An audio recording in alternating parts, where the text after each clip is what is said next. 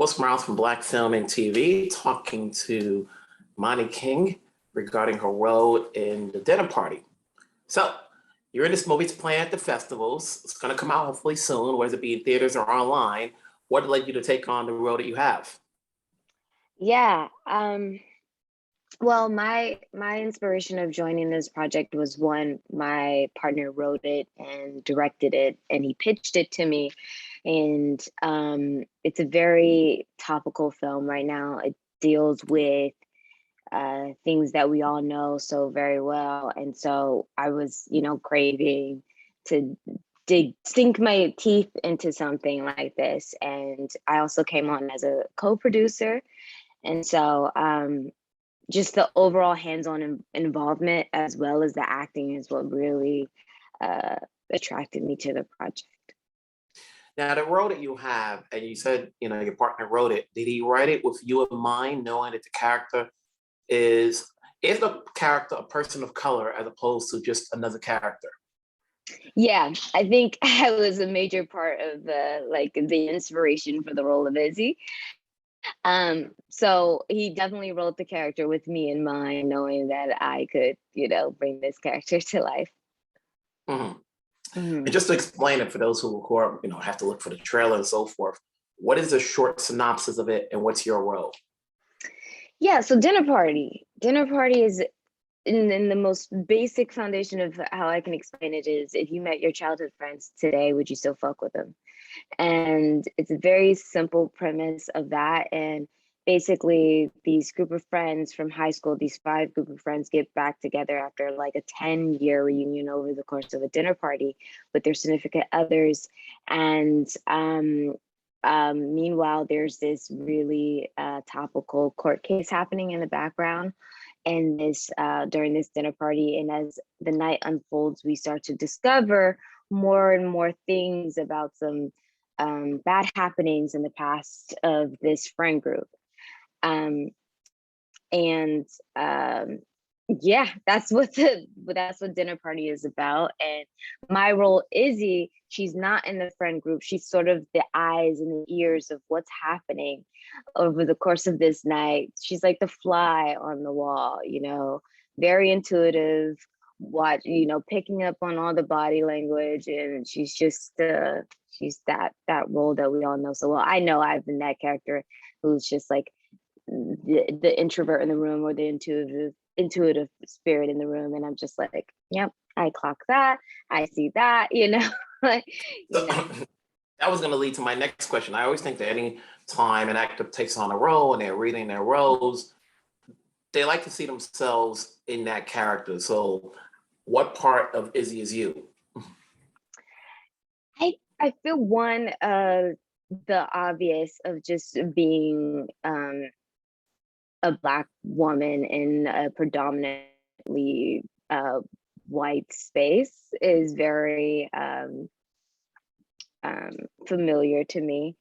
I think also when you're in a space where things are kind of like you are the outsider looking in, and you're again clocking things that are not necessarily in your place to speak up upon, but as a human, as a nurturer, as someone that's like very empathetic, I've definitely fallen in line with Izzy. Like, I've definitely been in a place where I'm like, I don't know if this is my place to speak up on this, but as a human being, as a fellow woman, as someone, I'm just like, I feel like it is my duty to just be the voice for someone who feels like they can't be the voice for the voiceless. Mm-hmm. And this is an ensemble cast, obviously your guy wrote it. What was it like working in a small setting with this ensemble cast?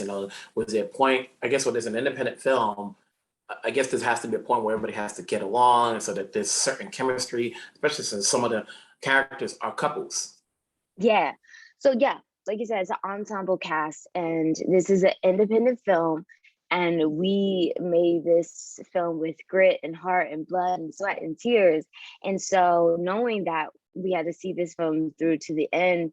The people that we cast, from our cast to our crew members, we all had to trust one another and just be on the same page, because we made this film in 4 days, and that's not an easy thing to do. It's a 90-minute film, and so going into it, you gave the speech of being like, hey, we all got to be prepared. We got to trust each other. We're going to get like 1 or 2 takes max for each scene.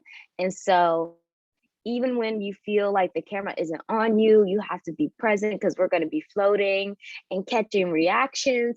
And so just be as present as you possibly can.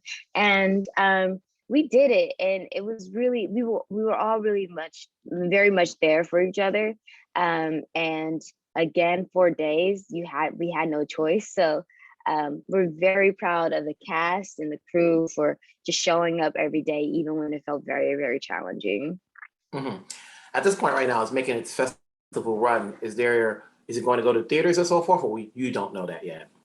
We don't know that yet. We're making our festival run, and at the end of all of this, we're looking into distribution. So hopefully we can make that happen. We will keep pushing. We've been hustling thus far, so we won't stop now. Outside of this, obviously you've been working for a long time, and people have seen your work and they know you from obviously TV and the Gabby story. What goes into saying yes to the projects you take? What goes into me saying yes? I would say that I have to feel like it feels like I'm in alignment with the project. Like it has to make sense to me. With the Gabby Douglas story, it felt like the timing was right. Like that was my first leading role in the film. I also have to just feel very connected to the character and the project itself. Or I really want to work with the people involved. Regina King playing my mother was definitely a big selling point for the Gabby Douglas story. Mm-hmm. But yeah, like whether it's like the character, I love the character, or the storyline, or just working with the producers or the writers or the directors, that's all very important to me. Because if you're gonna like go to set every day and show up and give your best, you want to make sure that you're enjoying the environment you're surrounded by. And so yeah, that's one of my selling points. With a movie like that got a lot of attention at its time, and obviously Regina King wasn't on that stratosphere she is now. She was still Regina King, but not at the level she is at now. Oscar winner, Emmy Award winner, and stuff like that. And when you have a lead role, what happens afterwards when a film gets praise and you're in that spotlight? Did you have a team? As far as what was coming at you. Now I think there's a glut of Black actors out there, and they're all striving to get the next big role, and whether it be a film or a TV series. Yeah, it's so interesting because these are the type of things that you can't really predict. Like you would expect, like after a leading role, things are just going to be coming at you left and right, but that's not always the case. And it wasn't my case at the time. It was like crickets. Still going in and auditioning for things that didn't even compare at the time. But yeah, so it all depends. I think it's just like timing and what's happening in the industry. If I did that role today, it might be different because the industry is now shifting to telling more Black stories or BIPOC stories in general. And at the time, we weren't doing that. And so ask me that question the next time, the next time, because we'll see how the climate has changed, because it was much different. What was that, 8 years ago? Wow, that long ago. Wow. Yeah. But either way, so long as there's gymnastics, as long as Gabby's still around, and they're gonna air that story every time there's an Olympics, it's a rerun, it's like, oh, okay, yes. Residual, Hey, we're not mad at it.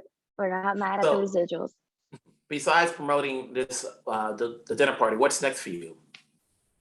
So we got the dinner party, which we're very excited about. What's next is seasons 3 and 4 for Mythic Quest, We haven't started shooting them yet, but we got picked up for season 3 and 4. So we're happy about that.